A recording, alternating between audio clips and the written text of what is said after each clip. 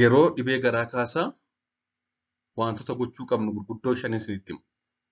Ofii keenyas ta'e daa'imman yeroo dhibee garaa kaasaa qaban wantoota gochuu qaban gurguddoo shan. Kan jalqabaa dhangala'aa gahaa fudhachuudha. Yeroo garaa kaasaan jiru karaa bobbaa akkasumas haqqeenis waan darbee jiruuf qaama keessaa dhangala'aan hin ba'a. Dhangala'aan ba'u kun immoo yeroo hedduu bishaan qofa osoo hin ta'in elektiroolaayitii fi wantoota biroo kan qabatee jirudha. Kanaaf dhangala'aa gahaa kan elektiroolaayitii qaban fudhachuu.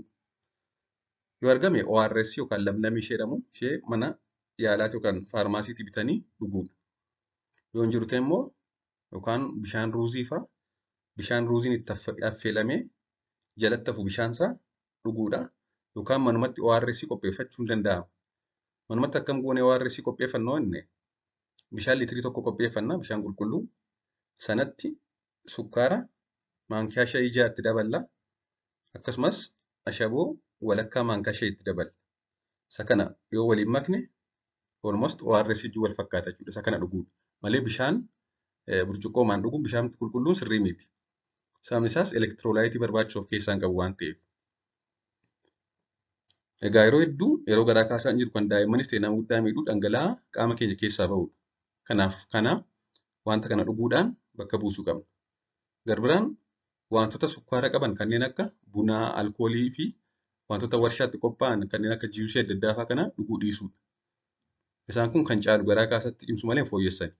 Akkasumas yeroo dhugnu takkatti baay'isnee dhuguu dhiisnee yookaan daa'imman baay'isnee dhugsiisuu dhiisnee xiqqoo amma dafanii akka dhugan taasisudha. Mee jalqaba kan nyaatamuu fi dhuguun gaarii hin taane kan garaa kaasaa namatti cimsan kan ta'an ilaalla. Kan jalqabaa dhugaatii lallaafaa warshaatti qophaa'anii gurguramanidha. Daa'imman fakkeenyaaf yeroo garaa kaasaa qaban yeroo hedduu maatiin miriindaa, jiusii adda addaa kana bitatanii daa'immanitti kennu. Kun garaa kaasatti cimsa malee hin fooyyessu. Akkasumas cuunfaawwan jiusii garaagaraa kan manattis ta'e bakkeetti qophaa'an jiusii addaa cuunfaawwan adda addaan cimsu malee hin fooyyessani.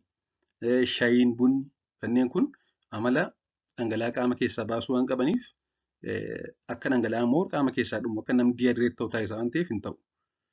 Nyaata cooma hedduu baay'atan. Nyaata cooma baay'atu. Nyaata garaacha keessatti qilleensi baay'isan kanneen akka raafuu, birookoolii fi baaqelaa kanneen kana nyaachuun gaarii miti jechuudha. Yeroo dhibeen garaa kaasaa jiru. Kanneen immoo gaarii ta'an yookaan akka namni sun dafee dhibee garaa kaasaa irraa bilisa ta'u yookaan akka garaa kaasaan isa dhiisu akka dhibee komplikeeshinii hin finne kanneen gargaaran tokkoffaan bishaan ruuziidha.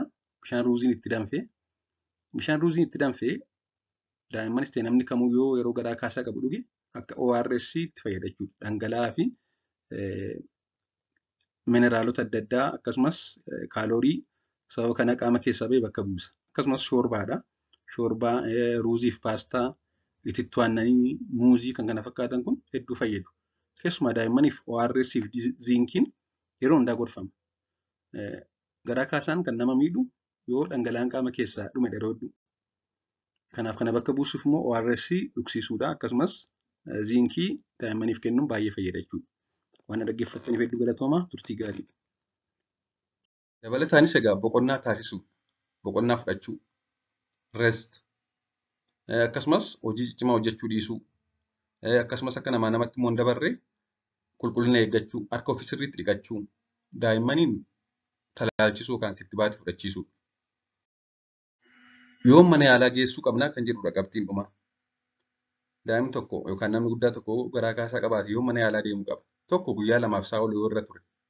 Akkasumas garaa kaasaan sun dhukkubbii garaa fi akkasumas naannoo teessumaa yoo qabaate, bobbaan isaanii dhiiga yoo qabaate, ho'inni qaamaa yoo dabalee fi mallattoo qaamaa biroo, dhibee mallattoo qaamaa biroo kanneen akka qufa'uu, arganuu, mallattoon biraa yoo jiraate mana yaalaa geessuu qabu.